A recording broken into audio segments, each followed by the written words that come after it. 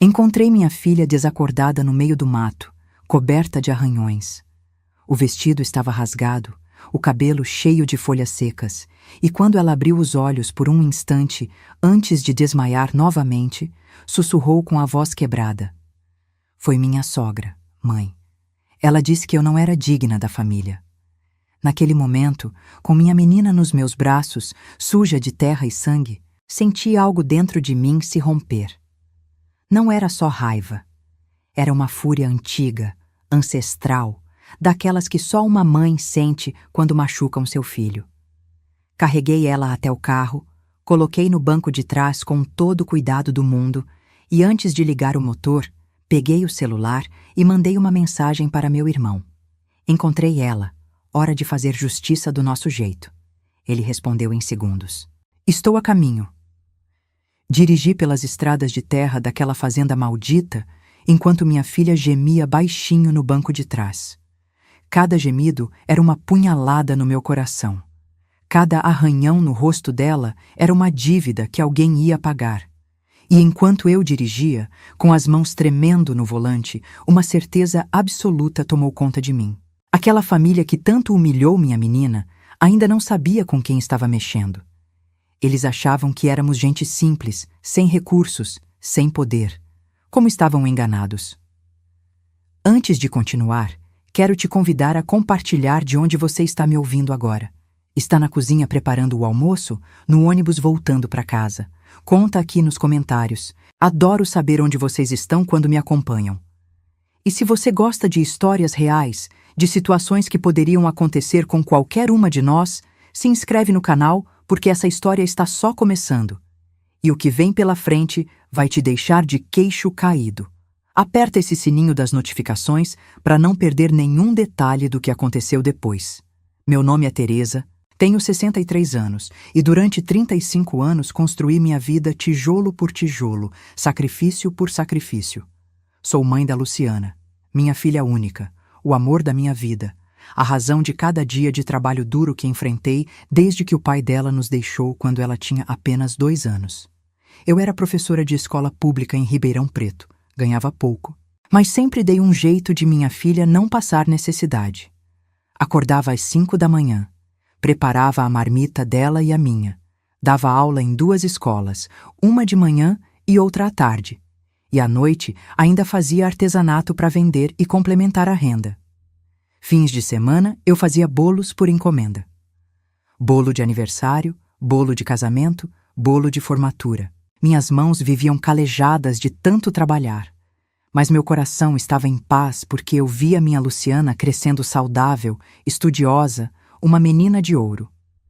Eu morava numa casa simples no bairro Jardim Paulista, dessas casas antigas com quintal grande onde eu plantava minhas hortaliças e temperos.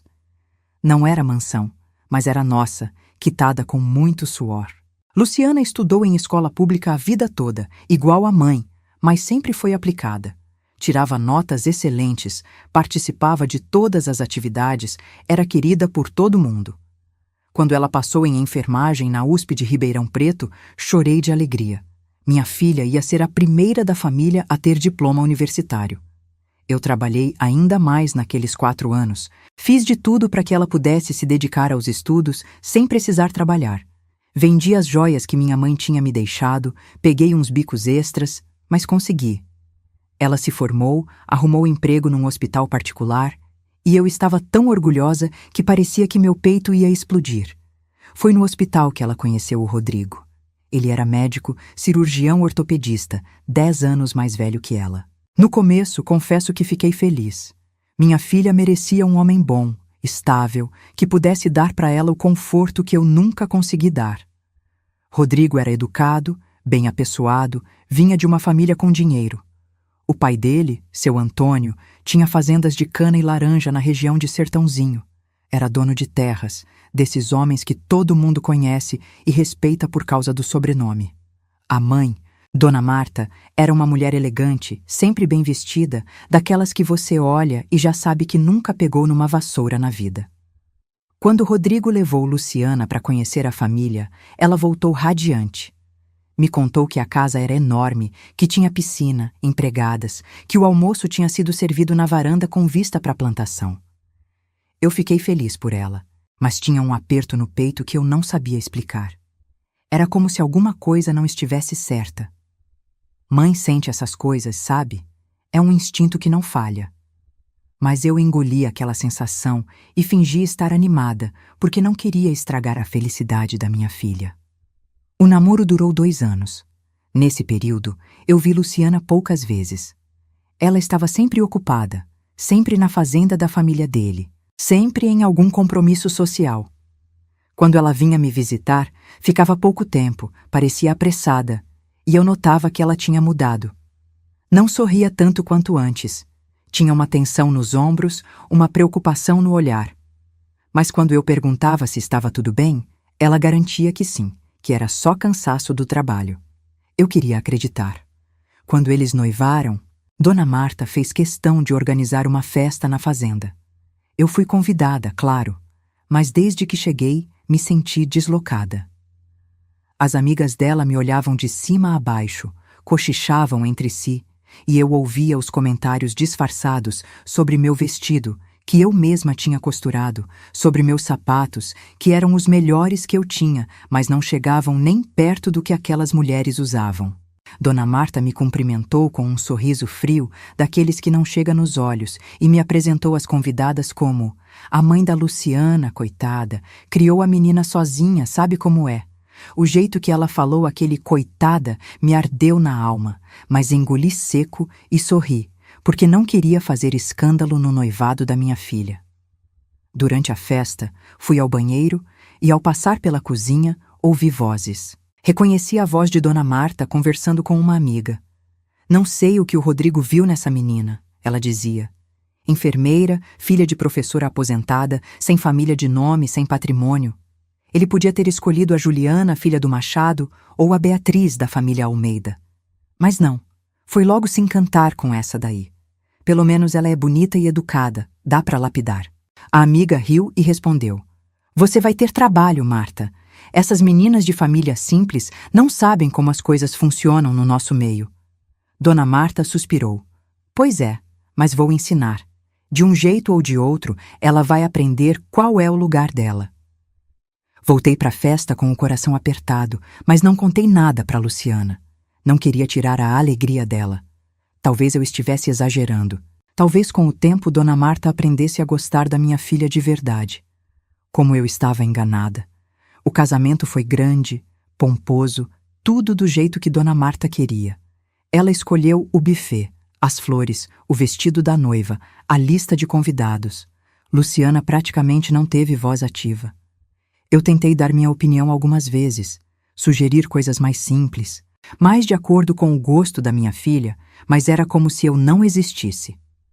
Dona Marta me ignorava ou simplesmente dizia: deixa comigo, Teresa, você não entende dessas coisas. E Rodrigo nunca defendia Luciana.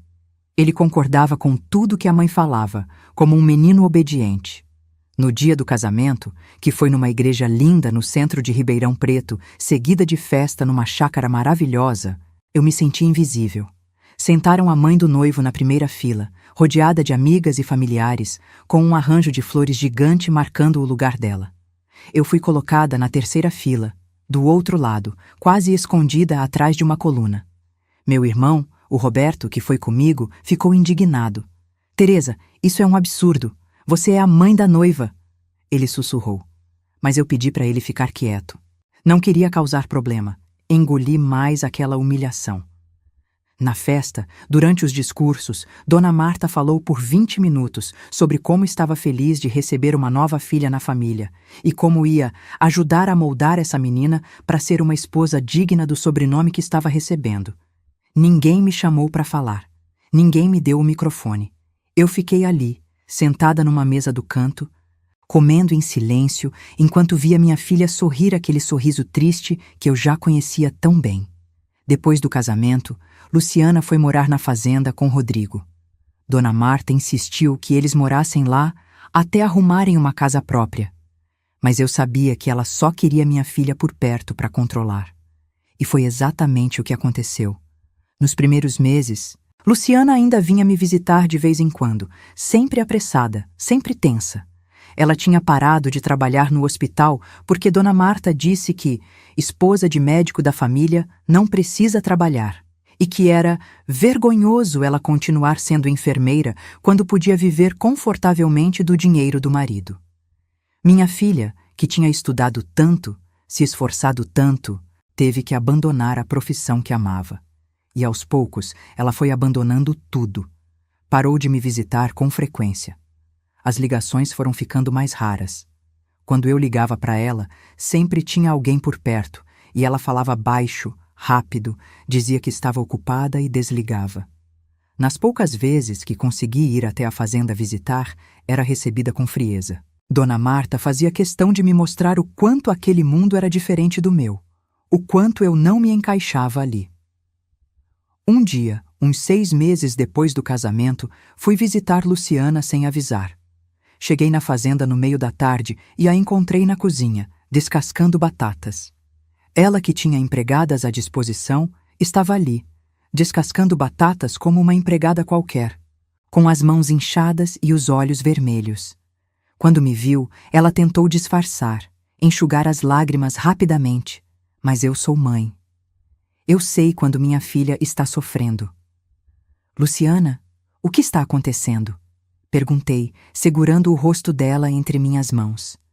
Ela começou a chorar de verdade, soluçando, e me contou. Contou que Dona Marta a acordava todo dia às 6 da manhã para aprender a administrar a casa, que tinha que acompanhar a sogra em todas as tarefas, anotar tudo, fazer do jeito que ela mandava, que se errasse alguma coisa, Dona Marta a humilhava na frente das empregadas. Dizia que ela era incompetente, que não sabia fazer nada direito, que era uma vergonha para o sobrenome da família. Contou que Rodrigo nunca a defendia, que ele sempre dava razão para a mãe, que dizia para Luciana não levar para o pessoal, que a mãe dele era exigente, mas era para o bem dela.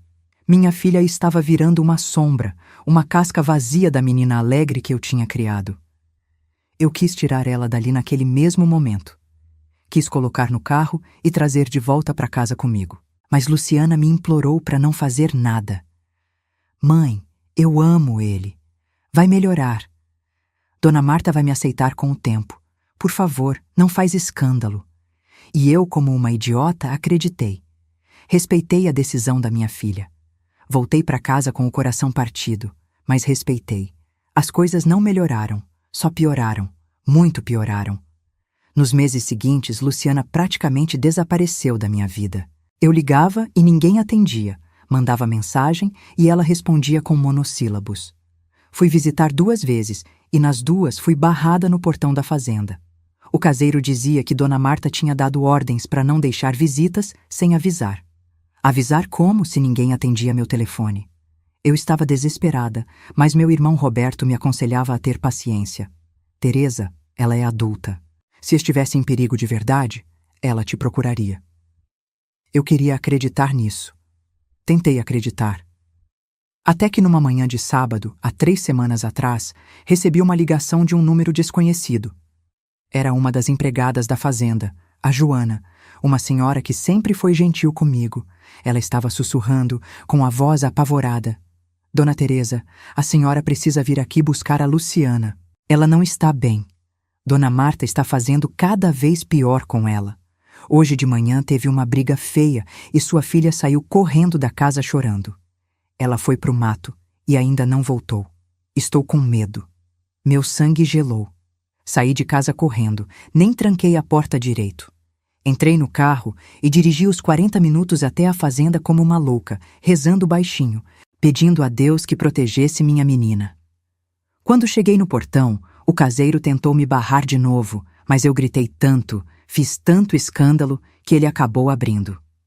Subi até a casa principal e encontrei Dona Marta na varanda, tomando suco de laranja tranquilamente, como se nada estivesse acontecendo. Quando me viu, ela fez uma cara de nojo. O que você está fazendo aqui, Teresa? Ninguém te chamou. Eu tremia de raiva. Onde está minha filha? Ela deu de ombros. Deve estar por aí, fazendo drama como sempre. Essa menina é fraca, não aguenta a menor cobrança. Uma vergonha. Foi nessa hora que a Joana apareceu discretamente e me fez sinal para ir para o fundo da fazenda. Segui ela por uma trilha, no meio das plantações, até chegarmos numa área de mata fechada. Foi para esse lado que ela correu, Joana falou com os olhos marejados. E foi então que comecei a gritar o nome da minha filha. Luciana, Luciana, onde você está? Andei por aquele mato chamando por ela, o coração disparado, as pernas tremendo, e foi quando ouvi um gemido fraco vindo de trás de uns arbustos. Corri até lá e a encontrei. Minha menina estava caída no chão, meio consciente, o vestido todo rasgado, arranhões nos braços, nas pernas, no rosto.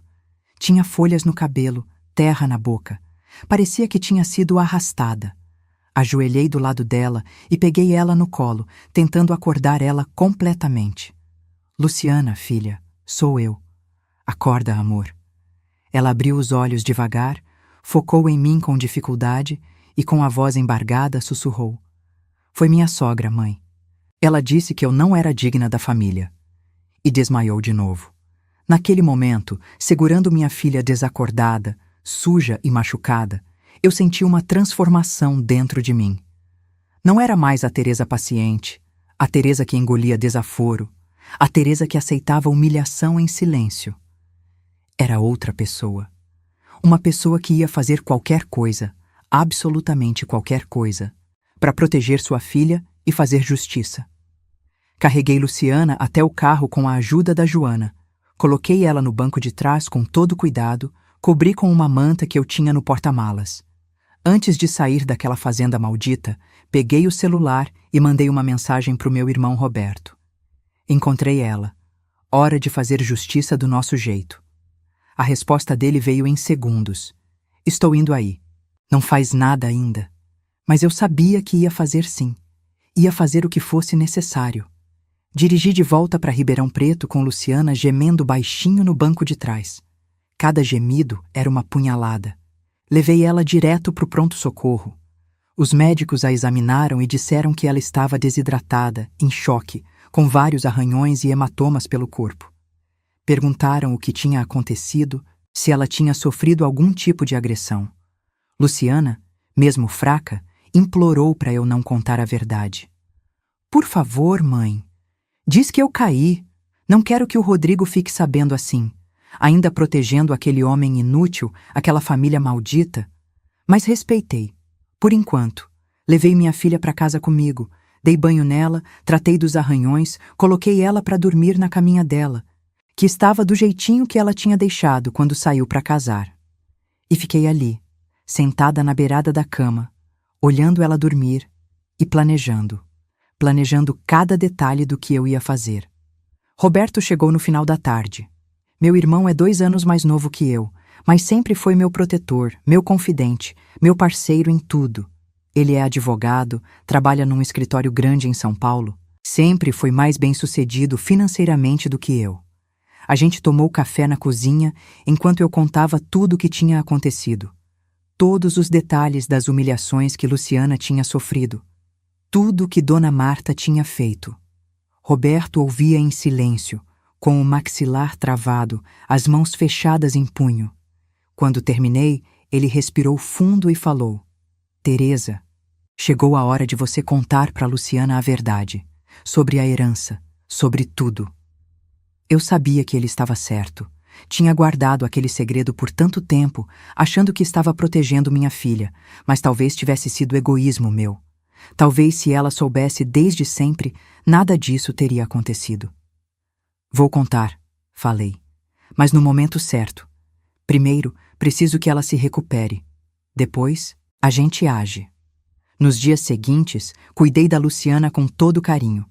Fiz as sopas que ela gostava quando era criança, os chás que eu sabia que acalmavam, coloquei as músicas que ela ouvia quando era adolescente. Aos poucos, ela foi voltando a ser ela mesma. Ou pelo menos tentando. Rodrigo ligou várias vezes. Eu atendia e dizia que ela estava bem, que estava só visitando a mãe, que voltaria em breve. Ele nem insistia muito. Nem parecia preocupado de verdade. Isso me dizia tudo o que eu precisava saber sobre o casamento dela. Uma semana depois, Luciana já estava melhor fisicamente. Os arranhões estavam cicatrizando, a cor tinha voltado para o rosto. Mas emocionalmente, ela estava destruída. Chorava pelos cantos, passava horas olhando para a parede, não queria conversar. Até que numa noite, ela finalmente se abriu. Sentamos na varanda da minha casa, aquela varanda simples onde a gente tinha passado tantas tardes conversando quando ela era mais nova, e ela me contou tudo. Contou que no dia em que eu a encontrei no mato, tinha acontecido uma situação terrível. Dona Marta tinha acordado ela de madrugada, gritando que a casa estava uma bagunça, que Luciana era uma incompetente, que não sabia fazer nada.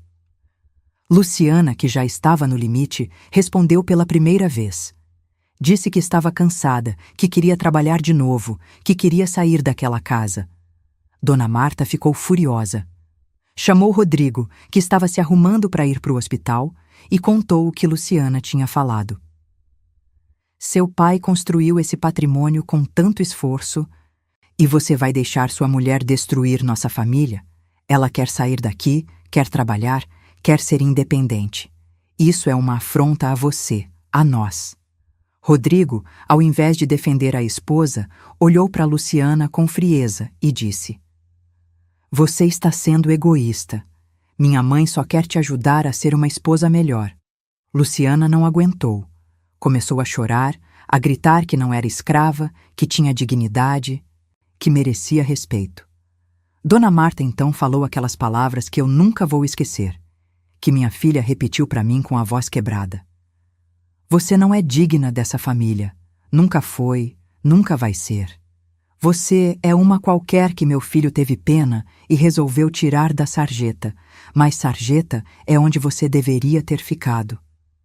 Foi depois disso que Luciana saiu correndo da casa, chorando descontroladamente, sem rumo, e acabou se embrenhando no mato, tropeçando, caindo, se machucando.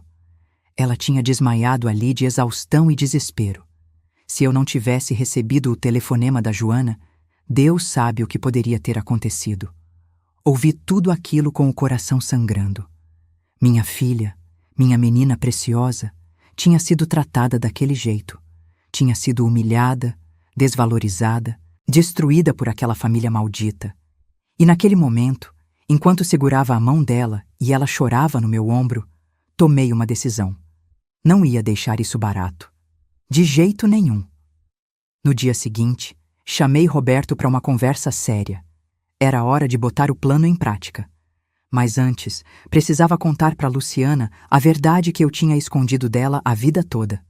A verdade que ia mudar tudo. Sentei com minha filha na sala e comecei a contar uma história que ela nunca tinha ouvido. A história do meu pai, o avô dela, que ela nunca conheceu porque ele morreu antes dela nascer. Meu pai, o Sebastião, tinha sido um homem simples, trabalhador, que começou a vida vendendo verduras na feira. Com o tempo, ele juntou dinheiro, comprou um terreno, começou a plantar. Comprou outro terreno, depois outro. Quando eu era adolescente, meu pai já tinha várias propriedades. Não era rico, mas tinha patrimônio. Ele morreu jovem, de infarto, quando eu tinha 20 anos, e Roberto 18. Deixou tudo dividido entre nós dois. Terras em Sertãozinho, em Cravinhos, em Jardinópolis. Só que naquela época eu estava grávida da Luciana, o pai dela tinha me abandonado e eu estava desesperada. Decidi vender minha parte da herança. Vendi algumas propriedades, fiquei só com uma pequena chácara que nem valia muito e usei o dinheiro para comprar minha casa e investir na criação da Luciana. Achei que estava fazendo a coisa certa. Queria dar estabilidade para minha filha. Roberto, mais esperto, guardou as terras dele, administrou bem, arrendou para plantação de cana e laranja e, ao longo dos anos, foi comprando mais propriedades. Meu irmão ficou rico. Não ostenta, vive de forma discreta em São Paulo, mas é dono de um patrimônio considerável. A parte que eu nunca contei para Luciana era que aquela chácara pequena que eu guardei, que ficava meio abandonada em Cravinhos, tinha se valorizado absurdamente nos últimos anos. A região tinha se desenvolvido.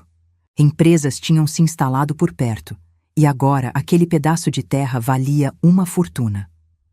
Roberto tinha me alertado sobre isso fazia tempo, tinha me aconselhado a vender, mas eu nunca me importei muito.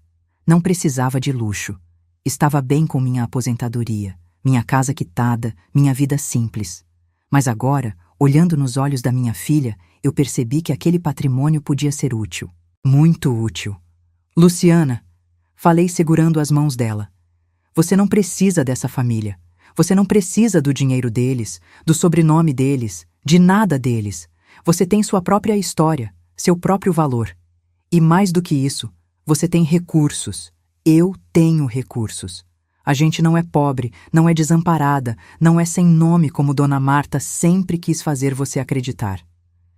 Expliquei sobre as terras, sobre o valor atual delas, sobre o patrimônio do Roberto. Luciana me olhava com os olhos arregalados, incrédula. Mãe, por que você nunca me contou? Suspirei. Porque eu queria que você conquistasse as coisas pelo seu próprio mérito. Queria que você estudasse, trabalhasse, fizesse sua história sem depender de herança.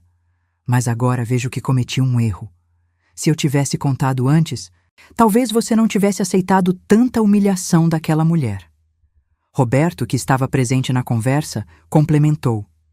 Luciana, sua mãe sempre foi orgulhosa demais, mas a verdade é que vocês duas juntas têm um patrimônio que rivaliza e talvez até supere o da família do Rodrigo. E mais importante, eu sou advogado, especialista em direito de família, e tenho contatos com os melhores advogados do Brasil. Se você quiser sair desse casamento, a gente vai garantir que você saia com a cabeça erguida e com tudo que é seu por direito. Vi minha filha processar aquelas informações. Vi a incredulidade dar lugar à compreensão, a compreensão dar lugar a algo novo, uma centelha, uma fagulha de dignidade acesa de novo dentro dela. Eu quero sair, ela disse com a voz firme pela primeira vez em meses. Quero o divórcio, mas mãe, tio Roberto, eu não quero só sair. Eu quero que eles saibam, quero que Dona Marta engula tudo o que falou de mim. Quero justiça. Sorri. Era exatamente o que eu queria ouvir. Então vamos fazer do jeito certo, falei. Vamos planejar cada detalhe, e quando a gente agir, eles não vão saber o que os atingiu. Nas 2 semanas seguintes, a casa virou um escritório de estratégia. Roberto trouxe um advogado amigo dele, especialista em divórcio, Dr. Marcelo. Ele orientou Luciana sobre todos os direitos dela, sobre como proceder, sobre o que era necessário documentar. A gente descobriu, através de conversas discretas com a Joana e outras empregadas da fazenda, que Dona Marta tinha o costume de humilhar Luciana na frente de todo mundo, que fazia isso quase diariamente. Roberto sugeriu que Luciana voltasse para a fazenda com o celular gravando áudio. Só por alguns dias, a gente precisa de provas do abuso psicológico. Luciana ficou com medo, mas concordou. Ela estava mudada. Não era mais a menina frágil que eu tinha encontrado no mato. Tinha uma determinação nova, uma força que eu não via nela há muito tempo. Voltou para a fazenda numa quinta-feira, dizendo para o Rodrigo que já estava melhor, que queria voltar para casa. Ele nem pareceu animado, só disse, tá bom, e continuou mexendo no celular. Durante 5 dias, Luciana aguentou as humilhações de Dona Marta com o celular gravando no bolso do avental. E a mulher não decepcionou. As gravações que minha filha trouxe eram chocantes. Dona Marta a chamando de vagabunda, de interesseira, dizendo que ela tinha enganado o Rodrigo com essa carinha de inocente, mas que ela sabia que Luciana só queria dar o golpe da barriga e garantir uma vida fácil. Tinha a gravação dela dizendo, você vem da sarjeta, minha filha. Sua mãe é uma professorzinha aposentada que mora numa casinha mixuruca.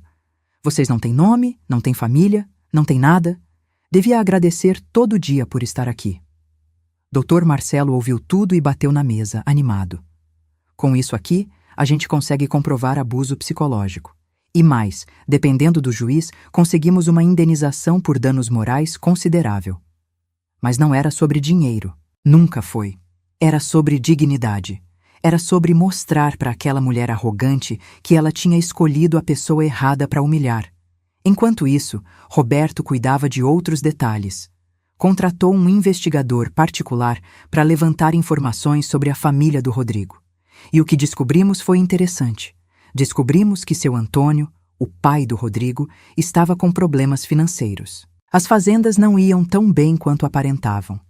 Ele tinha dívidas com bancos, com fornecedores. A família mantinha as aparências, mas estava longe de ser tão sólida quanto fingiam ser. Mais interessante ainda, descobrimos que Dona Marta tinha um caso com o advogado da família, o Dr. Henrique, há mais de 10 anos. Tinha fotos, tinha registros de encontros em hotéis, tinha tudo. Quando Roberto me mostrou aquele dossiê, eu ri. Ri de verdade. Aquela mulher que se achava tão superior, tão digna, tão perfeita, era uma adúltera. Traía o marido há anos, provavelmente com o conhecimento e talvez até com o dinheiro dele sendo usado para pagar os hotéis e presentes para o amante. A hipocrisia era deliciosa. Marcamos a data. Seria numa sexta-feira, dia em que Dona Marta sempre organizava um almoço social na fazenda com as amigas da alta sociedade. Luciana sabia disso. Ela ia estar lá. Ia participar do almoço como sempre. Servil e silenciosa, como Dona Marta gostava. Mas dessa vez seria diferente. Muito diferente. Na quinta-feira, antes do grande dia, sentei com Luciana e confirmei que ela estava pronta. Filha, você tem certeza? Depois que a gente começar, não tem volta. Ela olhou para mim com os olhos brilhando de determinação e respondeu. Tenho certeza, mãe. Pela primeira vez em muito tempo, tenho certeza de alguma coisa. Na sexta-feira, acordo cedo, nervosa, mas animada. Roberto chega em casa às 8 da manhã, junto com o Dr. Marcelo e o investigador Sr. Paulo. A gente revisa o plano mais uma vez. Luciana já está na fazenda desde ontem. Ela mandou uma mensagem mais cedo. Tudo certo. O almoço começa ao meio-dia. Dona Marta convidou 15 amigas. Vai estar cheio. Perfeito.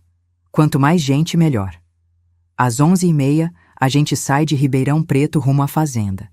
Eu dirijo meu carro. Roberto vai no dele com o Dr. Marcelo. Sr. Paulo vai num terceiro carro, parece uma comitiva. Quando chegamos no portão da fazenda, o caseiro tenta nos barrar, mas Roberto mostra uma documentação qualquer e diz que é assunto legal, urgente. O homem, intimidado, abre o portão. Subimos até a casa principal.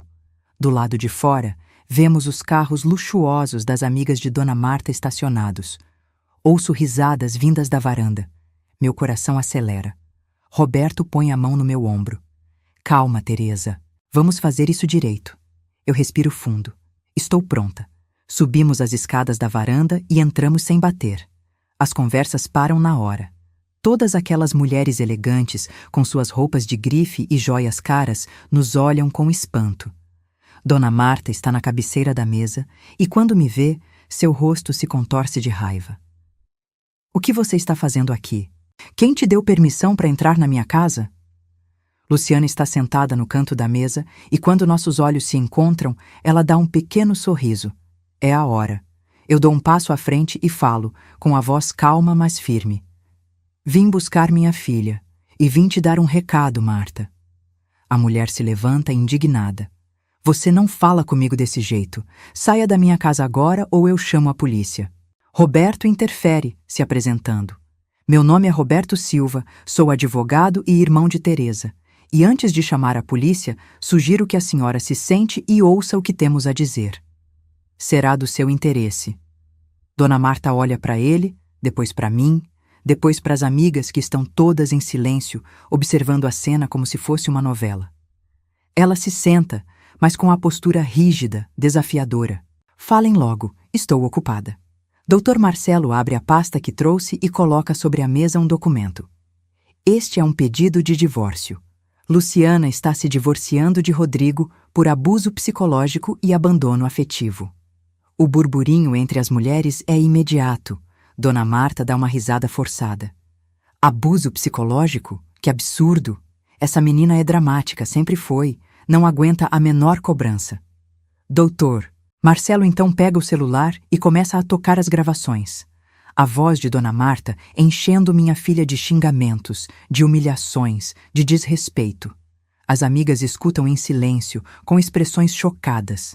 Algumas sussurram entre si. Dona Marta fica pálida. Isso é montagem. Isso não prova nada. Roberto então assume. Prova sim, senhora. prova abuso psicológico sistemático. E com base nisso, além do divórcio, estamos entrando com um pedido de indenização por danos morais no valor de R$500 mil. Dona Marta engasga. 500 mil? Vocês estão loucos! Não vou pagar um centavo para essa vagabunda. Eu dou um passo à frente. É minha vez. Você não vai ter escolha, Marta. E sabe por quê? Porque minha filha não precisa do seu dinheiro. Nunca precisou. Faço sinal para o senhor. Paulo que abre outra pasta e coloca documentos sobre a mesa. Escrituras de terras, avaliações de imóveis, comprovantes de patrimônio. Isso aqui são as propriedades da minha família. Terras em Sertãozinho, Cravinhos, Jardinópolis. Somadas, valem mais de R$5 milhões. Meu irmão Roberto é sócio de um dos maiores escritórios de advocacia de São Paulo. Minha filha é herdeira de um patrimônio que você, com toda a sua arrogância, nunca imaginou que existisse. O silêncio na varanda é absoluto. Dona Marta me olha como se estivesse vendo um fantasma. As amigas dela cochicham entre si, olhando para os documentos sobre a mesa. Eu continuo. Você passou meses humilhando minha filha, me humilhando, dizendo que a gente não tinha nome, não tinha família, não tinha valor. Mas a verdade, Marta, é que a gente sempre teve. Só não precisávamos provar nada para ninguém, até você pisar na nossa dignidade. Dona Marta tenta falar, mas Roberto a interrompe. E tem mais. Durante a investigação que fizemos sobre sua família, descobrimos algumas coisas interessantes. Ele faz sinal para o Sr. Paulo, que coloca sobre a mesa fotos. Fotos de Dona Marta com o doutor. Henrique entrando em hotéis, saindo de restaurantes românticos abraçados. O rosto dela fica vermelho, depois roxo. Onde vocês conseguiram isso? Isso é invasão de privacidade. Dr. Marcelo sorri. São fotos tiradas em locais públicos, perfeitamente legais e muito reveladoras. Seu marido sabe desse caso de 10 anos, Marta? Ela não responde. Está tremendo. As amigas olham para ela com uma mistura de choque e satisfação maliciosa. Fofoca de primeira. Eu sei que até o final do dia, a cidade inteira vai estar comentando. Luciana então se levanta. Ela estava quieta até agora, mas é hora dela falar. Dona Marta, a senhora passou meses me dizendo que eu não era digna da sua família, que eu vinha de lugar nenhum, que eu devia agradecer por estar aqui. Mas a verdade é que eu sempre fui digna, sempre tive valor, e não precisava provar isso para ninguém. Eu vim de uma família honesta, trabalhadora, que construiu patrimônio com esforço, não com arrogância e aparências. A senhora é que não é digna. Trai seu marido, humilha quem está embaixo de você, mantém uma farsa de família perfeita enquanto tudo está desmoronando. Dona Marta tenta se levantar, mas as pernas não a sustentam. Ela cai na cadeira de novo. Rodrigo! Rodrigo! Onde você está? Ela grita para o marido que deve estar em algum canto da casa. Ele aparece na varanda com cara de sono, como se tivesse acabado de acordar de um cochilo. O que foi, mãe? Quando vê toda a cena, os documentos, as fotos, a gente ali, ele arregalou os olhos. O que está acontecendo aqui? Luciana olha para ele e diz, com uma frieza que me deixa orgulhosa. Estou me divorciando de você, Rodrigo. Você nunca me defendeu, nunca me respeitou. Sempre deixou sua mãe me humilhar, me destruir. Você não é homem. É um menino covarde que se esconde atrás das saias da mãe. Rodrigo fica vermelho. Luciana, do que você está falando? Vamos conversar em particular. Ela levanta a mão. Não, acabou. Assina os papéis do divórcio e me deixa em paz. Dr. Marcelo coloca o documento na frente de Rodrigo. Sugiro que assine, doutor. Sua esposa tem provas suficientes para te processar por abandono afetivo e cumplicidade em abuso psicológico. Se cooperar, o processo será mais rápido e menos doloroso para todos. Rodrigo olha para a mãe, perdido. Dona Marta não fala nada. Está destruída. Ele então pega a caneta e assina. Assim, sem drama, sem luta. Porque, no fundo, ele nunca amou minha filha. Ela era apenas um troféu. Luciana pega a pasta com os pertences dela, que já estava preparada num canto da varanda, e vem para perto de mim. Eu passo o braço pelos ombros dela e a puxo para perto. Olho para Dona Marta uma última vez e falo: Você errou de pessoa para humilhar, Marta. Devia ter respeitado minha filha. Devia ter respeitado a mim, mas não respeitou. E agora vai pagar por isso. O pedido de indenização está protocolado. Nos vemos no tribunal. Viramos as costas e começamos a descer as escadas da varanda. Mas antes de sair, Luciana para e se vira para Dona Marta. Ah, e mais uma coisa. Todas essas suas amigas aqui, que sempre me olharam com desprezo, que sempre me trataram como se eu fosse inferior, quero que saibam, eu sempre fui superior a vocês. Não em dinheiro, mas em caráter. Aproveitem a fofoca. E sai de cabeça erguida. Entramos nos carros e saímos daquela fazenda sabendo que nunca mais voltaríamos. No caminho de volta, Luciana chora. Mas não é choro de tristeza. É choro de alívio. Obrigada, mãe, por tudo. Eu aperto a mão dela. Você não precisa agradecer, filha. Eu faria tudo de novo, 1000 vezes. Nas semanas seguintes, a vida se transforma completamente. O processo de divórcio corre rápido porque Rodrigo não contesta nada. Ele quer se livrar do escândalo o quanto antes. A história do caso de Dona Marta com Dr. Henrique vira fofoca em toda Ribeirão Preto e região. As amigas que estavam no almoço espalharam a notícia. E em poucos dias, todo mundo está comentando. Seu Antônio, o marido, descobre e pede a separação. A família perfeita desmorona. Luciana volta a morar comigo. No começo, ela fica em casa, se recuperando emocionalmente. Mas aos poucos, volta a ser ela mesma. Volta a sorrir, a fazer planos. 3 meses depois do divórcio, ela presta concurso para um hospital público e passa em primeiro lugar. Volta a trabalhar como enfermeira, a profissão que sempre amou. E é feliz. Genuinamente feliz. Roberto me convence a vender uma parte das terras que eu herdei do meu pai. Concordo. E com o dinheiro compro um apartamento lindo para Luciana em Ribeirão Preto, bem no centro moderno, aconchegante. Ela merece. Também invisto numa pequena confeitaria, realizando o sonho antigo de ter meu próprio negócio. Aos 63 anos, me torno empreendedora e adoro. O pedido de indenização por danos morais é julgado 6 meses depois do divórcio. O juiz, depois de ouvir as gravações e analisar as provas, condena Dona Marta a pagar 400 mil reais para Luciana. Ela tenta recorrer, mas sem sucesso.